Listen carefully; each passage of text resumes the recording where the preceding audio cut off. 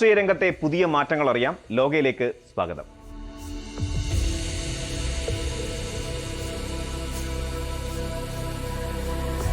ആഗോള ഇന്ധന വിതരണത്തിന്റെ സുപ്രധാന നാഡീഞരമ്പായ ഹോർമൂസ് കടലിടുക്ക് കേന്ദ്രീകരിച്ച് അമേരിക്കയും ഇറാനും തമ്മിൽ നിലനിൽക്കുന്ന സൈനിക രാഷ്ട്രീയ സംഘർഷം അങ്ങേയറ്റം അപകടകരമായ ഘട്ടത്തിലേക്ക് പ്രവേശിച്ചിരിക്കുകയാണ്.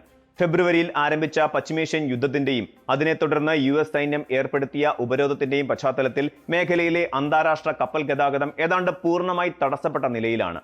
ഹോർമൂസ് കടലിടുക്കിന്റെ പൂർണ്ണ നിയന്ത്രണം അമേരിക്കൻ സൈന്യത്തിന്റെ കസ്റ്റഡിയിലാണെന്ന US പ്രസിഡന്റ് ഡൊണാൾഡ് ട്രംപിന്റെ അവകാശവാദങ്ങൾ തള്ളിക്കളഞ്ഞ ഇറാൻ തങ്ങളുടെ വ്യവസ്ഥകൾ പൂർണ്ണമായി അംഗീകരിക്കുന്നതുവരെ കടലിടുക്ക് തുറന്നു നൽകില്ലെന്ന നിലപാടിൽ ഉറച്ചു നിൽക്കുകയാണ്.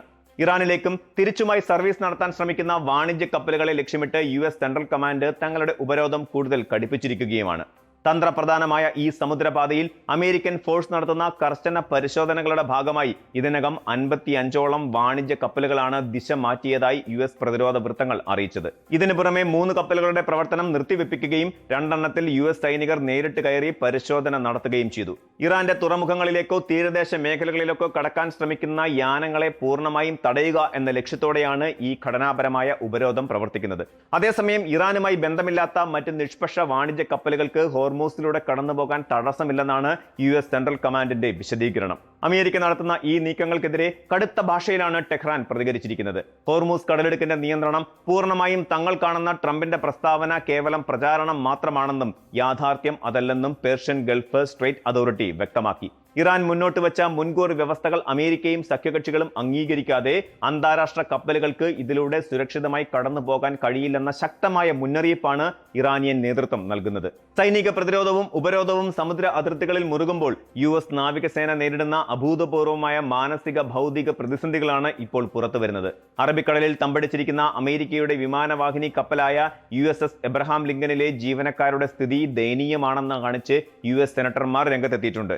250-ലേറെ ദിവസങ്ങളായി കരതൊടാതെ കടലിൽ തുടർന്നു പോകുന്ന ഈ കപ്പലിൽ കേടായ ശൗചാലയങ്ങൾ, ശുദ്ധജലക്ഷാമം, പൂപ്പൽ നിറഞ്ഞ ഷവറുകൾ, ഗുണനിലവാരമില്ലാത്ത ഭക്ഷണം എന്നിവ കാരണം കടുത്ത മാനസികാരോഗ്യ തകർച്ചയാണ് 5000ഓളം വരുന്ന സൈനികരും മറീനുകളും നേരിടുന്നത്. ചില നാവികർ കപ്പലിൽ നിന്ന് കടലിലേക്ക് ചാടാൻ പോലും ശ്രമിച്ചതായുള്ള റിപ്പോർട്ടുകൾ പുറത്തു വന്നത് അമേരിക്കൻ ജനപ്രതിനിധികളെയും സൈനികരുടെ കുടുംബങ്ങളെയും ഒരുപോലെ പ്രകോപിപ്പിച്ചിട്ടുണ്ട്.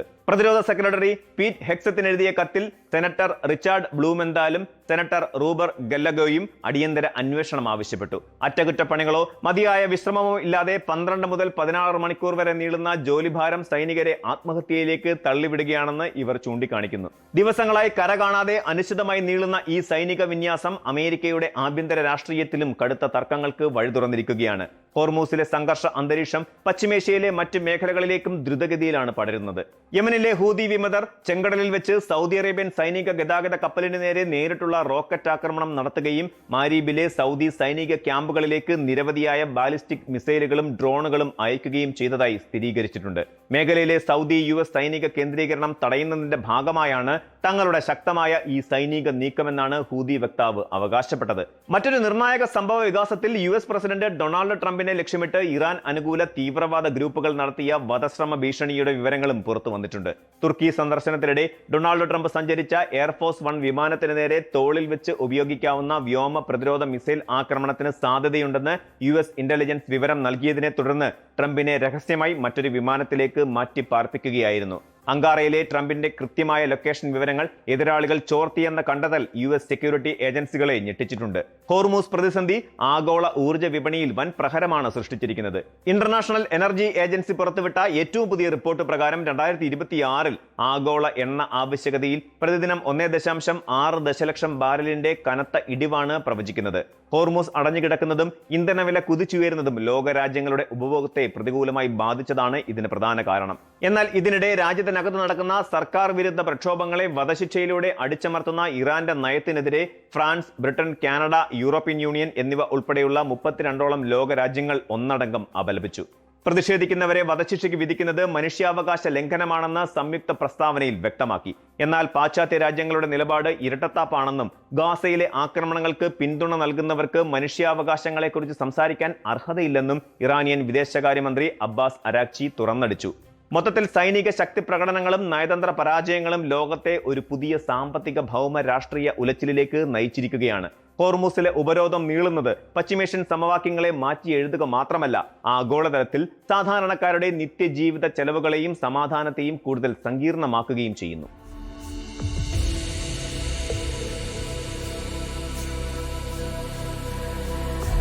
ആഗോള രാഷ്ട്രീയത്തിന്റെ അരങ്ങിൽ എപ്പോഴും അപ്രതീക്ഷിത നീക്കങ്ങൾ കൊണ്ട് ശ്രദ്ധ നേടുന്ന നേതാവാണ് അമേരിക്കൻ പ്രസിഡന്റ് ഡൊണാൾഡ് ട്രംപ്. യുദ്ധപ്രഖ്യാപനങ്ങളും വമ്പൻ വാഗ്ദാനങ്ങളും കണ്ട് ലോകത്തെ മുൾമുനയിൽ നിർത്താറുള്ള ട്രംപ് ഇപ്പോൾ ഇറാനെതിരായുള്ള പോരാട്ടത്തിൽ നിന്ന് അല്പം പിന്നാക്കം ഇറങ്ങി പുതിയൊരു തന്ത്രം പയറ്റുകയാണ്. പരസ്യമായ സൈനിക ആക്രമണങ്ങൾക്കും അന്ത്യശാസനങ്ങൾക്കും പകരം ലോ കീ അഥവാ നിശബ്ദമായ സാമ്പത്തിക ഉപരോധ തന്ത്രത്തിലേക്ക് അമേരിക്ക താൽക്കാലികമായി വഴിമാറിയിരിക്കുന്നു. ഇറാന്റെ സാമ്പത്തിക തകർച്ചയും പണപ്പെരുപ്പവും മുതലെടുത്ത് രാജ്യത്തെ ആഭ്യന്തരമായി തളർത്തുക എന്നതാണ് ഈ പുതിയ തന്ത്രത്തിന്റെ കാതൽ. അമേരിക്കൻ മാധ്യമമായ ആക്സിയോസിനോട് ട്രംപ് നടത്തിയ അഭിമുഖത്തിലാണ് ഈ തന്ത്രപരമായ മാറ്റം പരസ്യമാക്കിയത്. ഞങ്ങൾ ഇപ്പോൾ കാര്യം ശാന്തമായി കൈകാര്യം ചെയ്യുകയാണ് എന്ന് വ്യക്തമാക്കിയ ട്രംപ് ഇറാന്റെ കടുത്ത സാമ്പത്തിക പ്രതിസന്ധിയും 300% ഉയർന്ന പണപ്പെരുപ്പവും തങ്ങൾ നിരീക്ഷിച്ചു വരികയാണെന്നും കൂട്ടിച്ചേർത്തു. സൈന്യത്തിന് ശമ്പളം കൊടുക്കാൻ പോലും കാശില്ലാതെ ഇറാൻ പൂർണ്ണമായും തകർന്നിരിക്കുകയാണെന്നാണ് അമേരിക്കൻ പ്രസിഡന്റിന്റെ അവകാശവാദം. മാസങ്ങൾ നീണ്ട സൈനിക പിരിമുറുക്കങ്ങൾക്കും ഡ്രോൺ ആക്രമണ ഭീഷണികൾക്കും ശേഷമാണ് അമേരിക്കൻ ഭരണകൂടം ഈ സാമ്പത്തിക ഉപരോധത്തിലേക്ക് കൂടുതൽ ശ്രദ്ധ കേന്ദ്രീകരിക്കുന്നത്. ഒരു കാലത്ത് രണ്ടാം ലോക മഹായുദ്ധത്തിന് ശേഷമുള്ള ഏറ്റവും ശക്തമായ ആക്രമണം നടത്തും എന്ന് ഭീഷണിപ്പെടുത്തിയ ട്രംപ് ഇപ്പോൾ സാമ്പത്തിക വിദഗ്ധരുടെയും ഉപദേശകരുടെയും നിർദ്ദേശങ്ങൾക്ക് മുൻഗണന നൽകുന്നു. ഇറാന്റെ റവല്യൂഷണറി ഗാർഡ് കോപ്സിനെ ലക്ഷ്യമിട്ട് വാഷിംഗ്ടൺ പുതിയ ഉപരോധങ്ങൾ ഏർപ്പെടുത്തി കഴിഞ്ഞു. ട്രഷറി സെക്രട്ടറി സ്കോട്ട് ബെസന്റ് നയിക്കുന്ന ഓപ്പറേഷൻ ഇക്കണോമിക് ഫ്യൂറി വഴി ഇറാന്റെ വരുമാന സ്രോതസ്സുകൾ അടയ്ക്കുകയാണ് അമേരിക്ക. ഇറാന്റെ തുറമുഖങ്ങൾക്ക് ചുറ്റും അമേരിക്കൻ നാവികസേന ഏർപ്പെടുത്തിയ നവീകൃത ഉപരോധവും പെട്രോളിയം കയറ്റുമതി തടയുന്നതിൽ വലിയ പങ്ക് വഹിക്കുന്നുണ്ട്. ബ്രൂക്കിംഗ്സ് ഇൻസ്റ്റിറ്റ്യൂട്ടിലെ പ്രമുഖ പ്രതിരോധ വിദഗ്ധനായ മൈക്കിൾ ഒഹാൻലൻ വ്യക്തമാക്കുന്നതനുസരിച്ച് ഇറാൻ സാമ്പത്തികമായി കടുത്ത ഞെരുക്കത്തിലാണ്. ഇറാന് തങ്ങളുടെ വിദേശ നിക്ഷേപങ്ങൾ ഉപയോഗിക്കാൻ സാധിക്കുന്നില്ലെന്ന് മാത്രമല്ല, എണ്ണ വ്യാപാരത്തിലൂടെയുള്ള വരുമാനവും ഗണ്യമായി കുറഞ്ഞു. എന്നാൽ സാമ്പത്തിക പ്രതിസന്ധി ഇറാന്റെ കടുത്ത നിലപാടുകളിൽ മാറ്റം വരുത്തുമോ എന്ന ചോദ്യത്തിന് ഭരണാധികാരികൾക്ക് ഇവിടെ ജനങ്ങളുടെ സാമ്പത്തിക തകർച്ചയിൽ വലിയ ആശങ്കയില്ല എന്നതാണ് യാഥാർത്ഥ്യമെന്ന് അദ്ദേഹം ചൂണ്ടിക്കാണിക്കുന്നു. ലോകത്തിലെ ഏറ്റവും പ്രധാനപ്പെട്ട എണ്ണക്കടത്ത് പാതയായ ഹോർമൂസ് കടലിടുക്കിന്റെ നിയന്ത്രണത്തെ ചൊല്ലി ഇരു രാജ്യങ്ങളും തമ്മിൽ വലിയ അവകാശവാദങ്ങളാണ് ഉന്നയിക്കുന്നത്. ഈ തന്ത്രപ്രധാനമായ കടൽപാത തങ്ങളുടെ പൂർണ്ണ നിയന്ത്രണത്തിലാണെന്ന് ട്രംപ് അവകാശപ്പെടുമ്പോൾ ഇറാന്റെ കപ്പലുകളെയും തീരങ്ങളെയും നിരീക്ഷണത്തിലാക്കുകയാണ് അമേരിക്കൻ നാവികസേന ചെയ്യുന്നത്. അതേസമയം അമേരിക്കയുടെ മുൻഗണനയിലെ ഈ മാറ്റത്തിന് പിന്നിൽ കടുത്ത പ്രതിരോധ വെല്ലുവിളികളും ഉണ്ടെന്ന് കരുതപ്പെടുന്നു. മാസങ്ങളായി തുടരുന്ന മിഡിൽ ഈസ്റ്റ് സംഘർഷങ്ങളിൽ അമേരിക്കയുടെ വെടിക്കോപ്പുകളുടെയും മിസൈൽ സംരംഭത്തിന്റെയും അളവ് കുറഞ്ഞതായി വിദേശ മാധ്യമങ്ങൾ റിപ്പോർട്ട് ചെയ്തിരുന്നു. അതിനാൽ നേരിട്ടുള്ള സൈനിക യുദ്ധത്തെക്കാൾ എതിരാളിയെ സാമ്പത്തികമായി തളർത്തുന്നതാണ് അമേരിക്കയ്ക്ക് ഇപ്പോൾ സുരക്ഷിതം. അമേരിക്കയുടെ ഈ പുതിയ തന്ത്രത്തെ പിൻവാങ്ങൽ എന്നാണ് ഇറാൻ വിദേശകാര്യ മന്ത്രാലയം വിശേഷിപ്പിച്ചത്. ഇറാന്റെ വിദേശകാര്യ വക്താവ് ഇസ്മായിൽ ബഖായി തന്റെ എക്സ് ഹാൻഡിലൂടെ അമേരിക്കയുടെ ഈ നീക്കത്തെ രൂക്ഷമായി വിമർശിച്ചു. അമേരിക്കയ്ക്ക് നയതന്ത്രത്തിൽ പരാജയം സമ്മതിക്കേണ്ടി വരുമ്പോഴെല്ലാം അവർ ഉപരോധത്തിലേക്ക് ഒളിച്ചോടുന്നു. ആ ഉപരോധങ്ങൾ പരാജയപ്പെടുമ്പോൾ അവയുടെ തീവ്രത കൂട്ടുന്നു, അദ്ദേഹം കുറ്റപ്പെടുത്തി. അമേരിക്കൻ പ്രസിഡന്റ് അഭിമുഖത്തിനിടെ ഈ സംഘർഷത്തെ ഒരു ചെസ് ഗെയിമിനോട് ഉപമിച്ചിരുന്നു. ഇതിന് മറുപടിയായി ഇറാനികൾ എക്കാലത്തും പ്രൊഫഷണൽ ചെസ് കളിക്കാരാണെന്ന് തെളിയിച്ചിട്ടുള്ളവരാണ് എന്നായിരുന്നു ബഖായിയുടെ പരിഹാസം. പതിറ്റാണ്ടുകളായി ഉപരോധങ്ങളെ അതിജീവിച്ച ചരിത്രമാണ് ഇറാനുള്ളതെന്നും അമേരിക്ക സ്വന്തം കൈവിട്ടുപോയ സാഹചര്യങ്ങളിൽ നിന്ന് രക്ഷപ്പെടാനുള്ള അവസരങ്ങൾ സ്വയം ഇല്ലാതാക്കുകയാണെന്നും ഇറാൻ മുന്നറിയിപ്പ് നൽകുന്നു. വളരെ വേഗത്തിൽ റിസൾട്ട് ആഗ്രഹിക്കുന്ന അല്ലെങ്കിൽ വലിയ കരാറുകളിലൂടെ വാർത്തകളിൽ നിറയാൻ ഇഷ്ടപ്പെടുന്ന ആളാണ് ട്രംപ്. എന്നാൽ സാമ്പത്തിക ഉപരോധം എന്നത് പെട്ടെന്ന് റിസൾട്ട് തരുന്ന ഒരു തന്ത്രമല്ല. അത് ലക്ഷ്യത്തിലെത്താൻ മാസങ്ങളോ വർഷങ്ങളോ എടുത്തേക്കാം. തന്റെ തനതായ ശൈലിയിൽ നിന്ന് മാറി ഒരു ദീർഘകാല കളിക്ക് ട്രംപ് എത്രത്തോളം തയ്യാറാകും എന്നതാണ് രാഷ്ട്രീയ നിരീക്ഷകർ ഉറ്റുനോക്കുന്നത്. അമേരിക്കയിൽ എണ്ണവില കുറഞ്ഞു നിൽക്കുന്നത് അമേരിക്കൻ ജനതയ്ക്ക് താൽക്കാലിക ആശ്വാസം നൽകുന്നുണ്ട്. ഇത് ട്രംപിന് രാഷ്ട്രീയമായി സമയം നൽകുന്നുണ്ടെങ്കിലും മിഡിൽ ഈസ്റ്റിലെ നേരിയൊരു മാറ്റം പോലും സ്ഥിതിഗതികൾ വീണ്ടും വഷളാക്കാം. ഒരു വശത്ത് സൈനിക നീക്കങ്ങൾ ഒഴിവാക്കുന്നു എന്ന് പറയുമ്പോഴും അമേരിക്ക തങ്ങളുടെ യുദ്ധക്കപ്പലുകൾ മേഖലയിൽ നിന്ന് തിരിച്ചു വിളിച്ചിട്ടില്ല. ഈ സാമ്പത്തിക പ്രതിരോധ തന്ത്രം ഇറാന്റെ സമ്പദ് വ്യവസ്ഥയെ പൂർണ്ണമായി തകർക്കുമോ അതോ ഇറാൻ തങ്ങളുടെ രാഷ്ട്രീയ നിലപാടുകളിൽ ഉറച്ചുനിന്ന് അമേരിക്കയെ പ്രതിരോധിക്കുമോ എന്നത് വരും ദിവസങ്ങളിലെ നീക്കങ്ങളെ ആശ്രയിച്ചിരിക്കും. ചതുരംഗ പലകയിലെ കരുക്കൾ നീക്കപ്പെടുമ്പോൾ ഈ നയതന്ത്ര നിശബ്ദത ഒരു വലിയ കൊടുങ്കാറ്റിനു മുൻപുള്ള ശാന്തതയാണോ എന്ന് കാത്തിരുന്ന് കാണേണ്ടതുണ്ട്.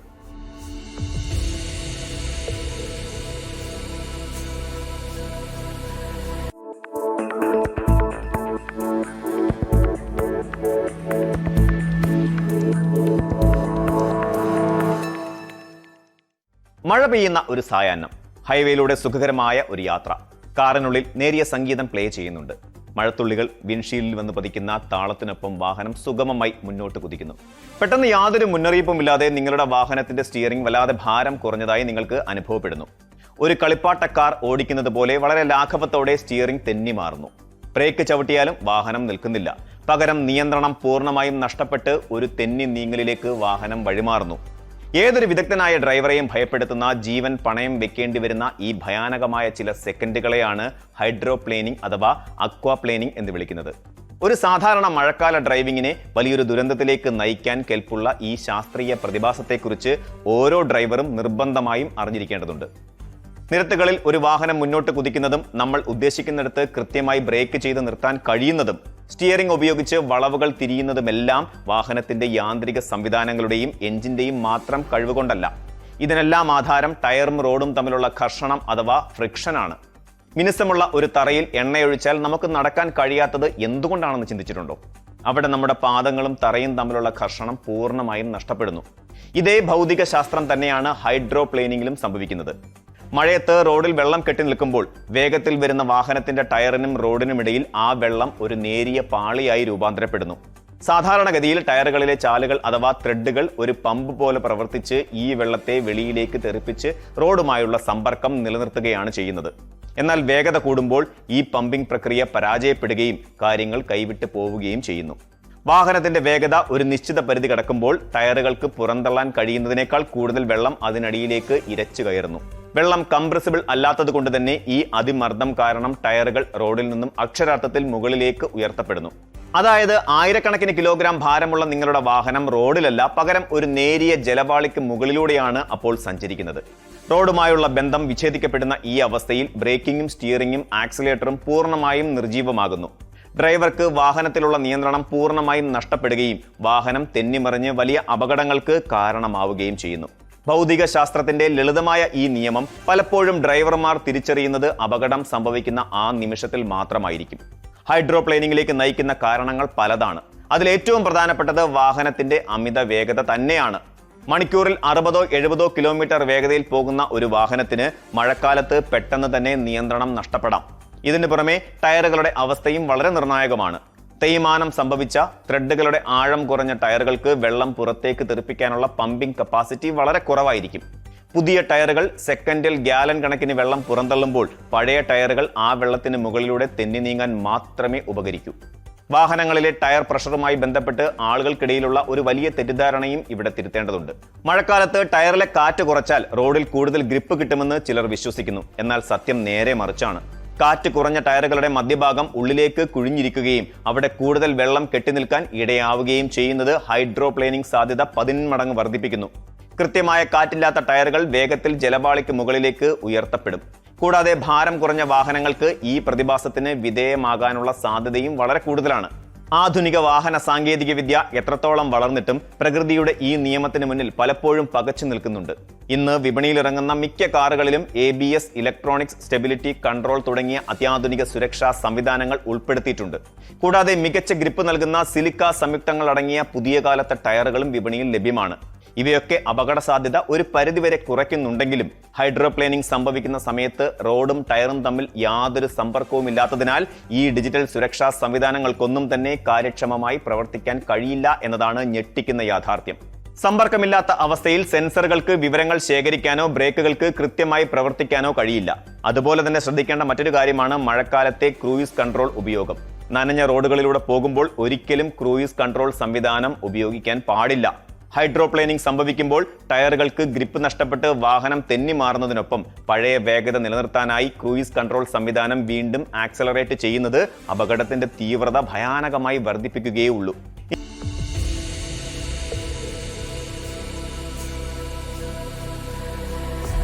അരുണാചൽ പ്രദേശിലെ വിവിധ പ്രദേശങ്ങൾക്ക് സ്വന്തം നിലയിൽ പേരുകൾ നൽകുന്ന ചൈനയുടെ തന്ത്രത്തിന് അതേ നാണയത്തിൽ മറുപടി നൽകി ഇന്ത്യ തങ്ങളുടെ പരമാധികാരം കൂടുതൽ ശക്തമാക്കിയ പശ്ചാത്തലത്തിൽ ഇന്ത്യ-ചൈന അതിർത്തി തർക്കം വീണ്ടും നയതന്ത്ര ചർച്ചകളിൽ സജീവമാവുകയാണ്.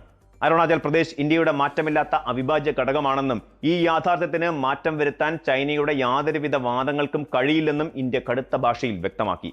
ഇതിന് പിന്നാലെ അതിർത്തിയിലെ സ്ഥിതിഗതികൾ നിലവിൽ ശാന്തവും സമാധാനപരവുമാണെന്ന പ്രതികരണവുമായി ചൈനയും രംഗത്തെത്തിയിട്ടുണ്ട്.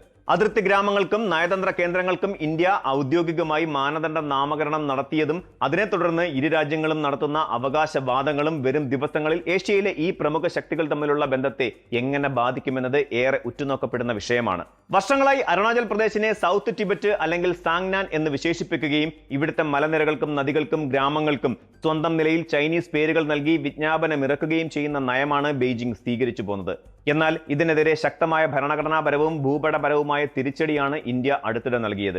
കേന്ദ്ര ആഭ്യന്തര മന്ത്രാലയം അരുണാചൽ പ്രദേശ് സർക്കാരുമായി ചേർന്ന് അതിർത്തിയിലെ തന്ത്രപ്രധാനമായ 27 പ്രദേശങ്ങൾക്ക് സർവേ ഓഫ് ഇന്ത്യയുടെ ഔദ്യോഗിക ഭൂപടത്തിൽ സ്റ്റാൻഡേർഡ് പേരുകൾ നൽകി രേഖപ്പെടുത്തി. ഇതിൽ 21 ജനവാസ മേഖലകളും ഭൂപ്രദേശങ്ങളും ഡോല, റിസാല, പുക്കൂർല, താഗ്ല എന്നീ 4 തന്ത്രപ്രധാന ചുരങ്ങളും സംഭോ സരോവർ തടാകവും 1962 യുദ്ധത്തിൽ വീരമൃത്യു വരിച്ച ഭടന്റെ സ്മരണം നിലനിർത്തുന്ന ഷേർ ഇ ധാപ്പ സ്മാരകവും ഉൾപ്പെടുന്നു.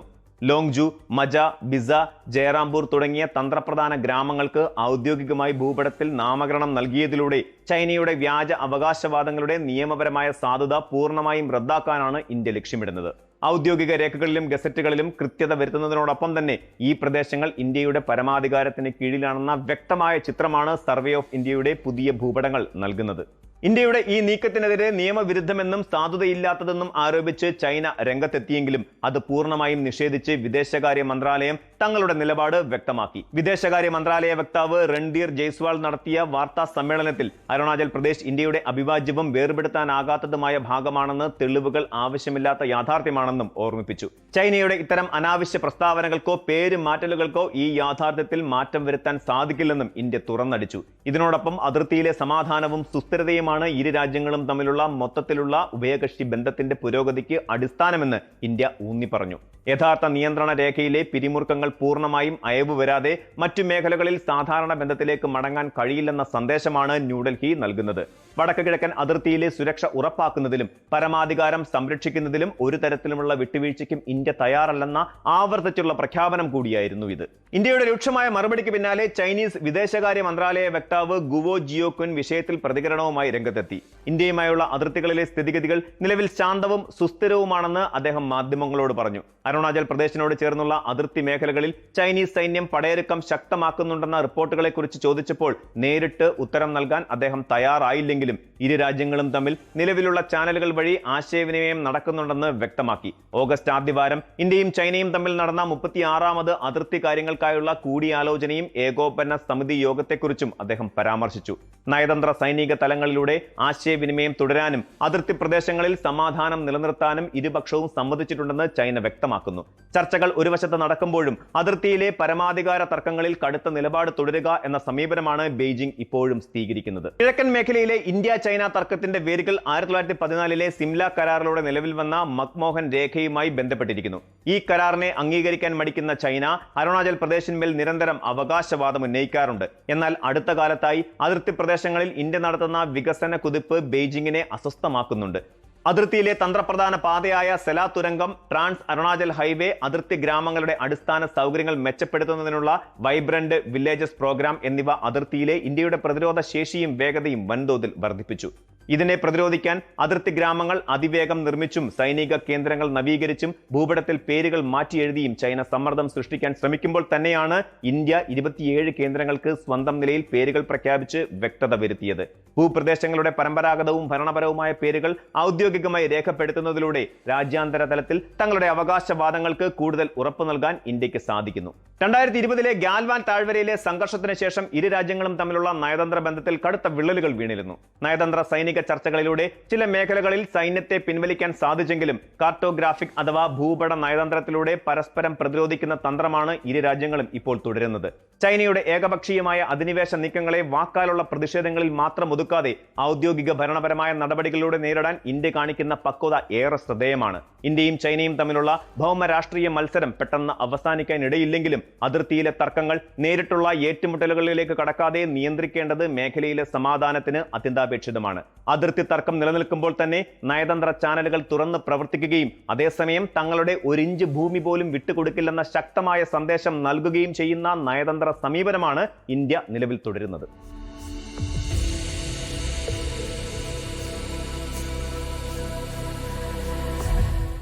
നവീകരിച്ച നികുതി നിർദ്ദേശങ്ങളും അന്താരാഷ്ട്ര നാണയനിധിയുടെ കർശന ഉപാധികളും നിലനിൽക്കെ തന്നെ പാകിസ്ഥാൻ തങ്ങളുടെ സൈനിക ബജറ്റ് വൻതോതിൽ ഉയർത്തിയത് ആഗോളതലത്തിൽ വലിയ ചർച്ചകൾക്ക് വഴിവെച്ചിരിക്കുകയാണ്. സാമ്പത്തിക വർഷത്തിലേക്ക് 3 ട്രില്യൺ പാകിസ്ഥാനി രൂപയാണ് രാജ്യം പ്രതിരോധ മേഖലയ്ക്കായി ഔദ്യോഗികമായി വകയിരുത്തിയിരിക്കുന്നത്. കഴിഞ്ഞ വർഷത്തെ പ്രാഥമിക വകയിരുത്തലായ 2.55 ട്രില്യൺ രൂപയുമായി താരതമ്യം ചെയ്യുമ്പോൾ ഇത് ഏകദേശം 17.65% കൂറ്റൻ വർധനവാണ്. എന്നാൽ പണപ്പെരുപ്പത്തിലും നിത്യവിധാന ചെലവുകൾക്ക് വായ്പയെടുക്കേണ്ട അവസ്ഥയിലും കഷ്ടപ്പെടുന്ന പാകിസ്ഥാന്റെ ഈ ഭീമമായ സൈനിക ചെലവഴിക്കൽ അമേരിക്കൻ സ്റ്റേറ്റ് ഡിപ്പാർട്ട്മെന്റ് കടുത്ത ആശങ്കയും അമർഷവും രേഖപ്പെടുത്തിയിട്ടുണ്ട്.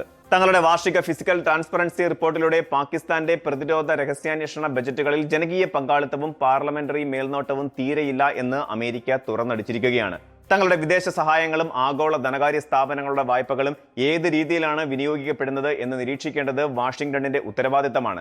വിദേശ രാജ്യങ്ങൾക്ക് നൽകുന്ന സാമ്പത്തിക സഹായങ്ങൾ സുതാര്യമായി ഉപയോഗിക്കുന്നുണ്ടെന്ന് ഉറപ്പാക്കുക എന്നത് അമേരിക്കൻ നികുതിദായകരുടെ താൽപര്യ സംരക്ഷണത്തിന് അത്യാവശ്യമാണ്. പാകിസ്ഥാനിലെ തെരഞ്ഞെടുക്കപ്പെട്ട സിവിൽ സർക്കാരിനേക്കാൾ സൈന്യത്തിനും അവരുടെ ശക്തമായ രഹസ്യാന്വേഷണ ഏജൻസിയായ ISIക്കുമുള്ള പരമാധികാരവും ബജറ്റ് രേഖകൾ രഹസ്യമാക്കി വെക്കുന്ന രീതിയുമാണ് അമേരിക്കൻ സ്റ്റേറ്റ് ഡിപ്പാർട്ട്മെന്റ് പ്രധാന പോരായ്മയായി ചൂണ്ടിക്കാണിക്കുന്നത്. ഔദ്യോഗികമായി പ്രഖ്യാപിക്കപ്പെട്ട 3 ട്രില്യൺ പാകിസ്ഥാനി രൂപ എന്നത് പാകിസ്ഥാന്റെ പ്രതീക്ഷിക്കുന്ന ആഭ്യന്തര ഉൽപാദനത്തിന്റെ 2.08%, രാജ്യത്തിന്റെ മൊത്തം ഫെഡറൽ ചെലവഴിക്കലിന്റെ 16%. കഴിഞ്ഞ ഏതാനും വർഷങ്ങളായി GDPയുടെ 2% താഴെയായി നിർത്തിയിരുന്ന സൈനിക ബജറ്റ് ഇത്തവണ ആ പരിധി മറികടന്ന് മുകളിലേക്ക് ഉയർന്നിരിക്കുകയാണ്. എന്നാൽ അന്താരാഷ്ട്ര സമൂഹത്തിന് മുന്നിൽ കാണിക്കുന്ന ഈ 3 ട്രില്യൺ രൂപ എന്നത് പാകിസ്ഥാൻ സൈന്യത്തിനായി നീക്കിവെക്കുന്ന യഥാർത്ഥ തുകയുടെ ഒരു വശം മാത്രമാണ് എന്നുള്ളതാണ് യാഥാർത്ഥ്യം. യഥാർത്ഥത്തിൽ ഇതിലും എത്രയോ ഭീമമായ തുകയാണ് രാജ്യത്തിന്റെ ഖജനാവിൽ നിന്ന് മറ്റ് തലക്കെട്ടുകളിലൂടെ സൈനിക ആവശ്യങ്ങൾക്കായി ചോരുന്നത്.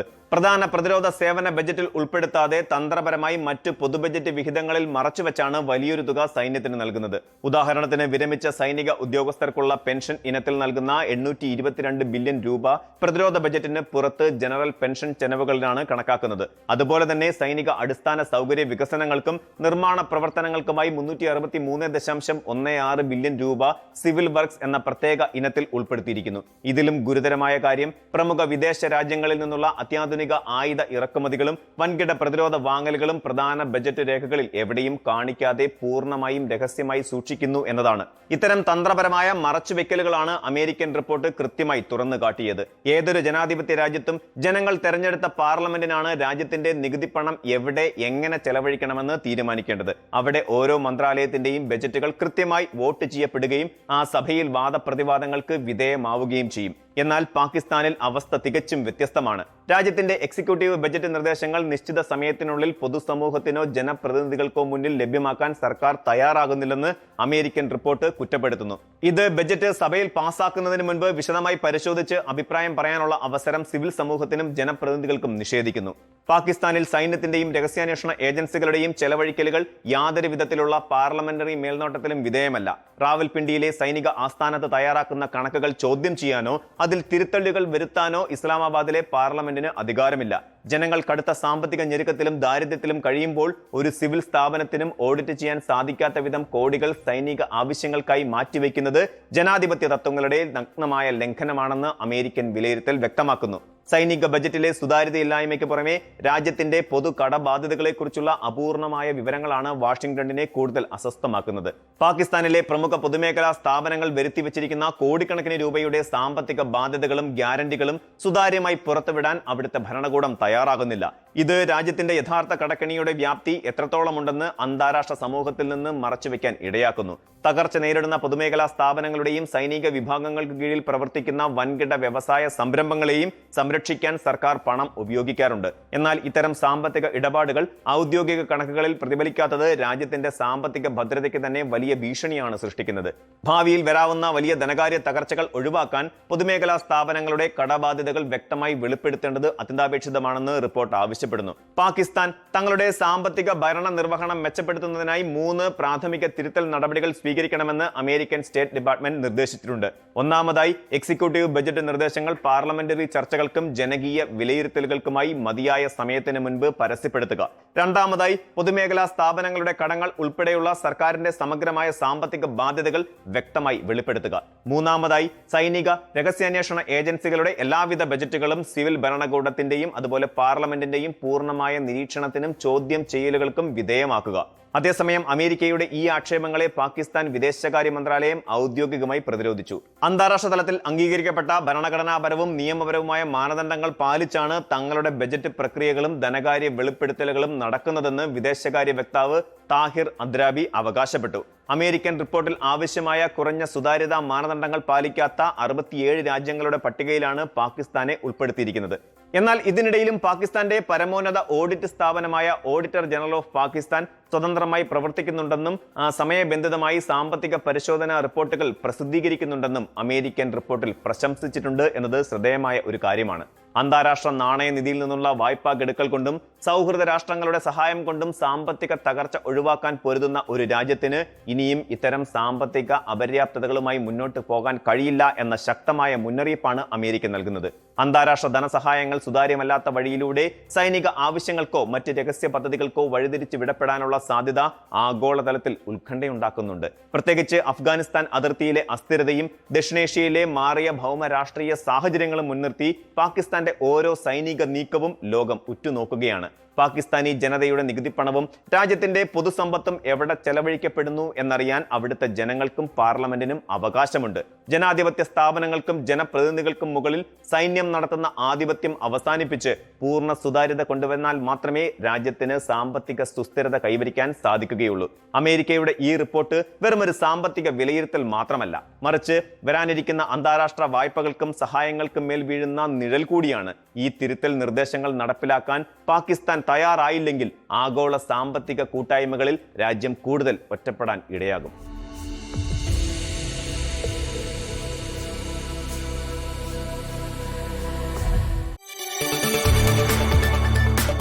കൂടുതൽ വാർത്തകൾക്ക് news 18 Keralam YouTube channel subscribe ചെയ്യുക.